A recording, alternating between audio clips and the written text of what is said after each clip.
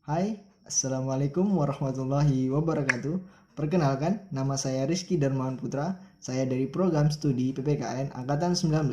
Saya di sini ingin menjelaskan tentang Omnibus Law. Omnibus Law. Yang pertama, saya ingin menjelaskan tentang Omnibus Law atau Omnibus Law, pasal-pasal yang terdapat di Omnibus Law yang bertentangan dengan nilai Pancasila.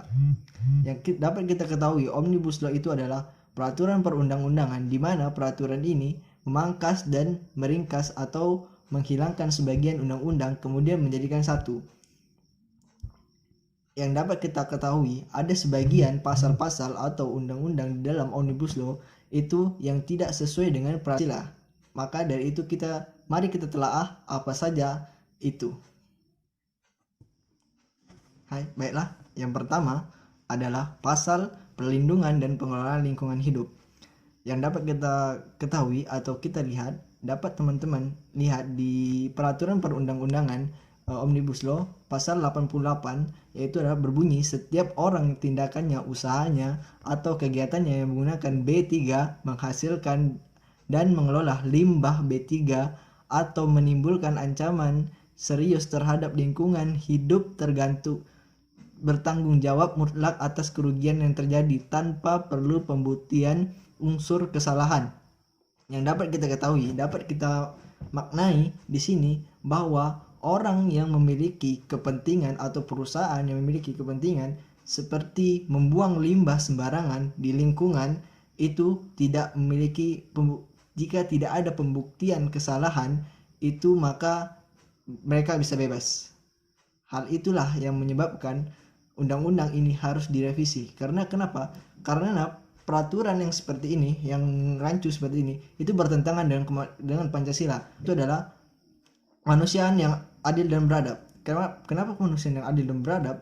Karena di pasal ini 88 itu itu apakah manusia yang menjalankan suatu pabrik atau usaha yang menyebabkan limbah itu tidak memiliki rasa bersalah? Seharusnya mereka tahu akan tanggung jawab yang mereka emban. Seperti mereka memiliki perusahaan tapi mereka tidak harus membuang limbah mereka sembarangan. Hal itulah yang menyebabkan itulah kemanusiaan yang adil dan beradab menetapkan bahwa manusia itu yang adil dan beradab seperti memiliki akal yang sehat bisa tahu atau bisa mengetahui bahwa yang mereka lakukan itu salah. Karena hal itu tersebut, yang dapat kita simpulkan bahwa pasal 88 tentang lingkungan, tentang Omnibus Law ini membuat orang atau pabrik tersebut jika melakukan sebuah kesalahan,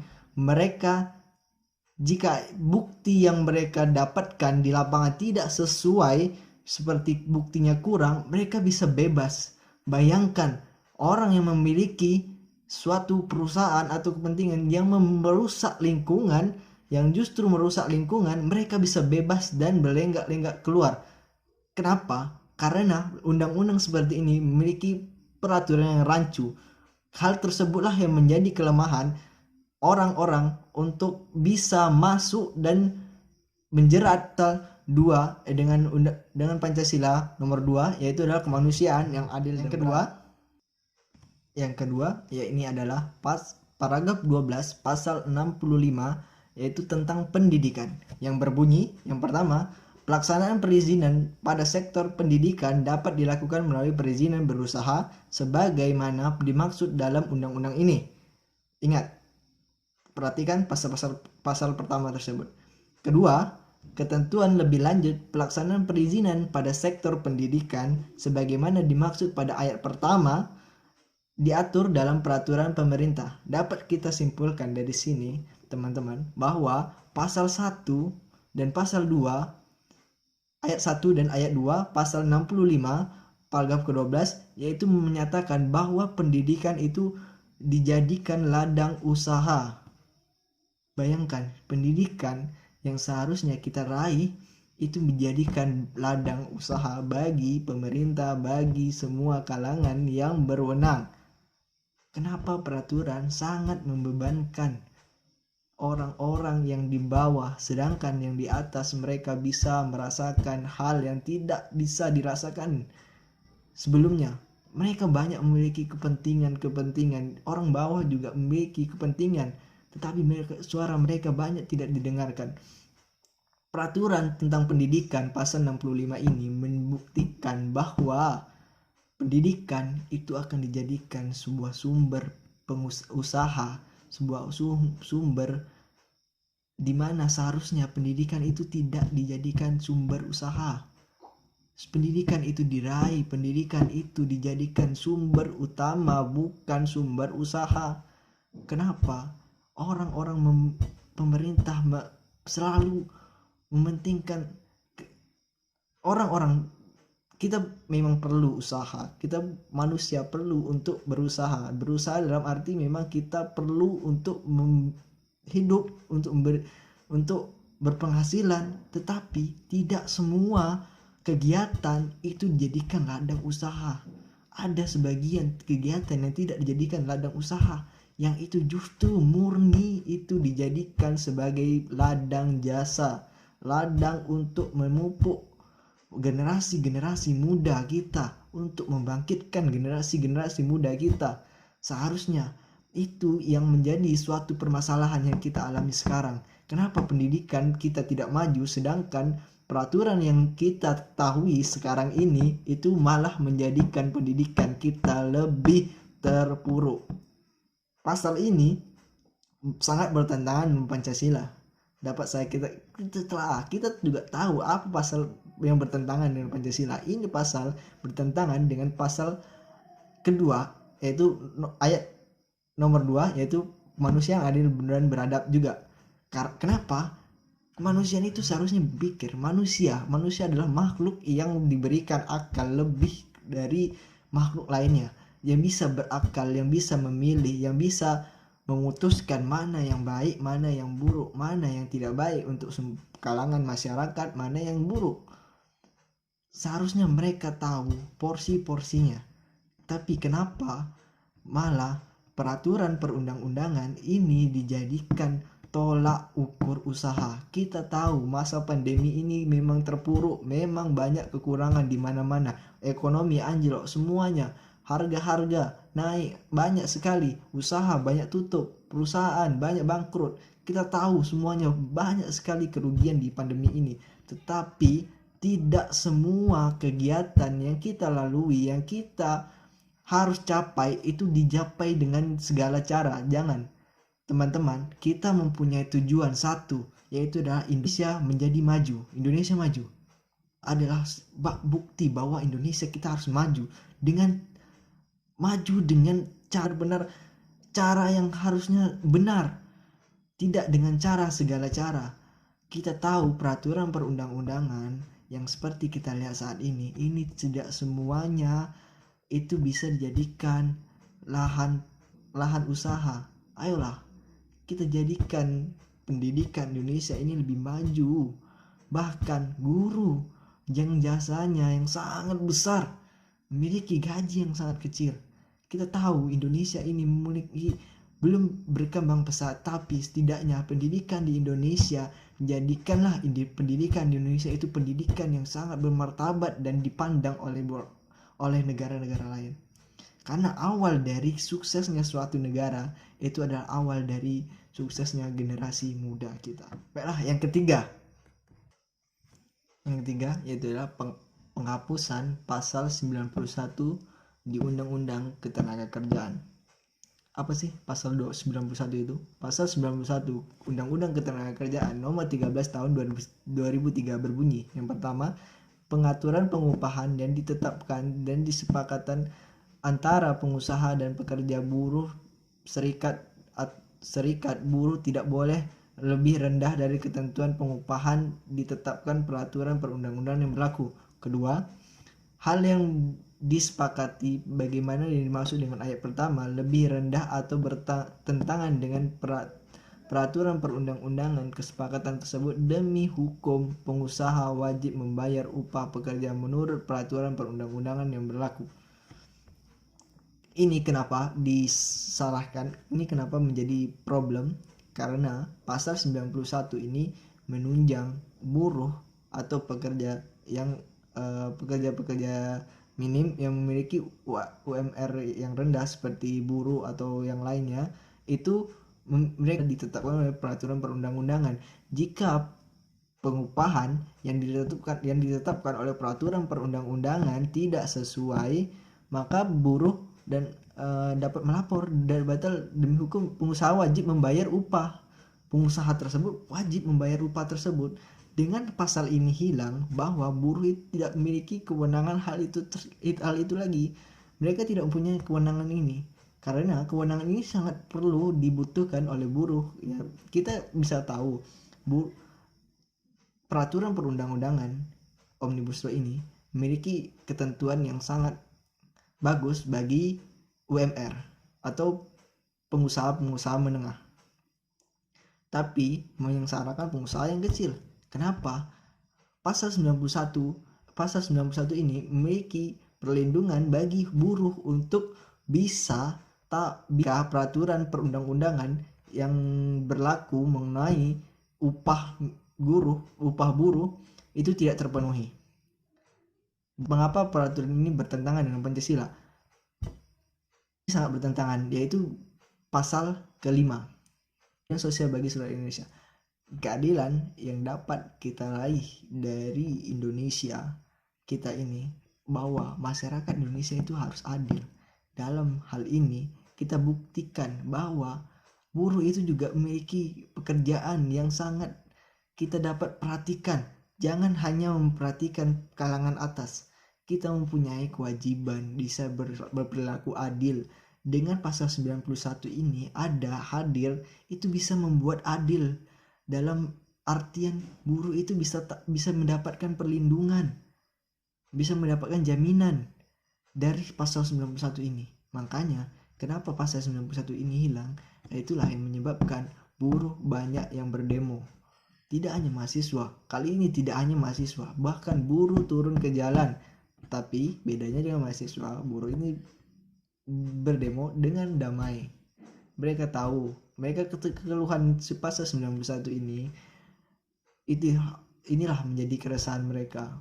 Upah mereka sudah tidak menentu, tetapi kenapa peraturan perundang-undangan malah memberatkan mereka? Seharusnya peraturan perundang-undangan ketenagakerjaan membantu mendongkrak kembali gaji-gaji bagi masyarakat minim, bagi masyarakat berpenghasilan minim, berperilaku adil. Yaitu pasal kelima Pancasila, keadilan sosial bagi seluruh rakyat Indonesia. Keadilan harus adil bagi masyarakat, seluruh masyarakat kita harus berlaku adil. Jangan hanya mementingkan kepentingan golongan semata. Jangan hanya mementingkan kepentingan sementara. Jangan. Ini hanya kepentingan yang bersifat bagi ke atas, itu enak untuk dilakukan. Banyak kepentingan, banyak sekali keuntungan yang kita dapatkan dari Omnibus Law, tapi kerugiannya juga ada. Salah satunya ini, itu adalah menjadi beban bagi buruh. Buruh itu seharusnya bisa diperhatikan juga. Mereka juga bekerja, mereka berpenghasilan dari situ. Mereka bekerja harian, mereka tidak tahu kapan harus bisa makan. Kadang pekerjaan mereka tidak menentu, bisa saja masuk malam, bisa masuk siang, bisa masuk pagi. Mereka tidak menentu. Pekerjaan ada kadang ada, kadang tidak. Jangan diberatkan lagi dengan peraturan yang dihapus, karena itu menyengsarakan buruh. Yang keempat itu adalah pasal 77. Pasal 77 Cipta Kerja. Yang pertama adalah setiap pengusaha wajib melaksanakan ketentuan waktu kerja. Pasal kedua, waktu kerja sebagaimana dimaksud pada ayat pertama meliputi A. 7 jam, jam 1 hari, dan 40 jam 1 minggu, itu 6 hari kerja dalam 1 hari. Sedangkan B 8 jam 1 hari dan 40 jam 1 minggu. Untuk 5 hari itu kerja dalam 1 minggu. Ketiga, ketentuan waktu kerja sebagaimana yang dimaksud pada ayat kedua tidak berlaku bagi sektor usaha dan pekerjaan tertentu. Yang keempat, pelaksanaan jam kerja bagi pekerja, buruh dan perusahaan diatur dalam perjanjian kerja peraturan. Yang kelima, ketentuan lebih lanjut mengenai waktu kerja dan sektor usaha pekerjaan tertentu sebagaimana yang dimaksud pada ayat ketiga diatur dalam peraturan pemerintah. Berdasarkan waktu kerja pasal 7 ayat 2 masih dikucilkan untuk sektor tertentu. Benar. Kenapa? Ini dapat menimbulkan kekhawatiran adanya perbedaan batas waktu kerja bagi sektor tertentu untuk kompensasi akan dapat merugikan pekerja sektor-sektor tertentu. Pengaturan dan kebijakan waktu kerja yang tidak jelas dinilai menjadi celah semakin terbukanya eksploitasi terhadap pekerja. Ini dikutip dari berita ya. Ini selama ini saja banyak kasus pekerja upahnya tidak dibayar, tetapi waktu kerjanya tetap berjalan normal. Bahkan terdapat kasus pengusaha yang kabur dengan tidak membayar hak-hak normatif mereka. Yang dapat kita simpulkan di sini bahwa peraturan 77 ini, pasal 77 ini memberikan celah kepada sektor-sektor tertentu dalam keadaan ya terbilang minim, bisa kemungkinan bisa tidak, dan dalam kasus tersebut dapat disimpulkan terlebih ini mereka memberikan ruang bagi pekerja bagi pengusaha untuk mengatur waktu kerja terhadap pekerja, menghilangkan kewajiban pengusaha membayar upah dan keadaan tertentu dalam keadaan tertentu dan tidak membayar upah sebagai upah minimum. Pasal ini menyebabkan ini bertentangan dengan sila kelima Pancasila, yaitu adalah keadilan sosial bagi seluruh rakyat Indonesia. Berlakulah adil. Karena kenapa?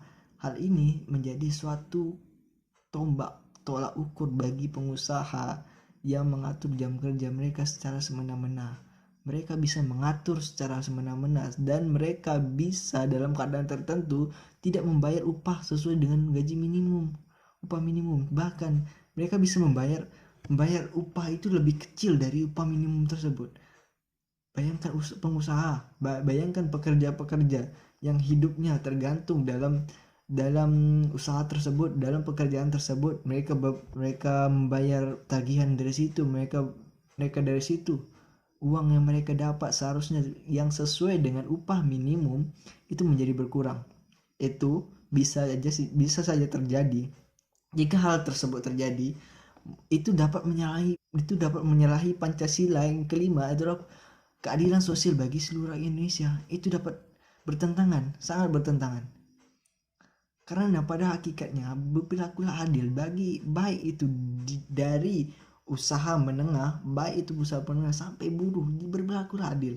Karena sebagaimana keadilan itu, jika keadilan itu sudah ditegakkan, maka tidak akan ada konflik yang akan berkelanjutan. Tidak akan adanya konflik yang selalu berdatangan, tidak akan ada demo, tidak akan adanya unjuk rasa. Karena kenapa mereka berdemo, kenapa mereka berunjuk rasa? Karena mereka merasa resah dengan peraturan perundang-undangan Omnibus Law ini. Hal inilah yang menyebabkan banyak buruh yang demo dan turun ke jalan. Pasal inilah yang menyebabkan hal tersebut. Menjadi satu tombak tolak ukur pengusaha untuk bisa sewenang-wenangnya dalam menetapkan jam kerja. Bisa juga menjadi celah utama mereka tidak membayar upah sesuai upah minimum. Hal itulah yang mengapa menyebabkan perundang-undangan pasal 77 ini menjadi salah satu yang bertentangan dengan sila kelima Pancasila, yaitu adalah keadilan sosial bagi seluruh rakyat Indonesia. Yang kelima dan terakhir. Yang terakhir yaitu adalah pasal 59 Undang-Undang Nomor 13 Tahun 2013 tentang Ketenagakerjaan. Pasal tersebut mengatur tentang pekerja waktu tertentu PKWT. PKWT hanya dilakukan paling lama 2 tahun, hanya boleh diperpanjang 1 kali, jangka waktu paling lama 1 tahun. Hal ini menjadi pertentangan dalam Omnibus Law karena Ini menyebabkan pekerja Indonesia itu tidak bisa anggap menjadi pekerja tetap. Jadi hanya sebatasnya kontrak. Kita tidak tahu kontraknya sampai kapan berhabis, itu tergantung kesepakatan dengan pengusahanya. Cita-cita kita, banyak dari teman-teman pasti berkeinginan bekerja di suatu perusahaan, menjadi pekerja tetap dan selalu mendapatkan penghasilan dari situ. Karena kita nggak tahu kapan kita bisa mendapatkan penghasilan lain kan. Kita bisa mengetahui hal tersebut bahwa di pasal ini 59 ini menetapkan bahwa pekerja itu sesuai dengan bisa saja dikontrak, tidak bisa menjadi pekerja tetap. Hal itu merugikan bagi rakyat Indonesia karena tidak sesuai dengan Pancasila. Pancasila, sila keadilan sosial bagi seluruh rakyat Indonesia, pasal sila kelima menyebabkan pekerjaan di Indonesia itu menjadi pekerjaan yang tidak sepenuhnya mendapatkan karyawan yang tetap. Mereka bisa saja menetapkan suatu karyawan yang mungkin jangka waktunya tidak tahu kapan. Tiba-tiba kita mendapatkan suatu surat yang berisikan pemecatan, sedangkan karyawannya tidak melakukan kesalahan. Dalam artian memang itu sudah batas waktunya, mereka perusahaan itu sudah menentukan batas jangka waktunya segini, sedangkan karyawan tersebut tidak mengetahui batasan waktu tersebut. Yang mereka karyawan mimpi semua karyawan itu adalah ingin menjadi pekerja tetap dari suatu perusahaan, selalu berpenghasilan dari situ, selalu digantungkan hidupnya dari situ. Hal ini, jika pasal 59 ini bertentangan dengan sila kelima keadilan sosial bagi seluruh rakyat Indonesia, hal itu menjadi hal yang wajar karena seharusnya Indonesia itu adil dalam setiap masyarakatnya, adil dalam berbagai aspek, baik itu aspek apapun, baik itu aspek pekerjaan, aspek upah, aspek pendidikan, dan berbagai macam hal lainnya. Berlakulah adil, karena keadilan itu memang sulit ditegakkan, tapi sekalinya keadilan itu ditegakkan, Indonesia menjadi negara yang maju dan sangat-sangat dipandang oleh seluruh negara. Jangan menjadikan Indonesia suatu batu loncatan pengusaha, baik itu pendidikan yang lain. Kita tahu kita banyak kekurangan, tetapi dalam kekurangan tersebut mari kita pupuk rasa jiwa nasionalisme kita. Mari kita pupuk hal yang berkewajiban baik, hal yang diprioritaskan baik. Prioritaskan hal-hal yang wajib dahulu seperti pendidikan, kesehatan, dan lain-lain. Itulah menjadi pokok utama dalam membangun suatu negara. Saya Rizky Darmawan Putra. Terima kasih. Assalamualaikum warahmatullahi wabarakatuh.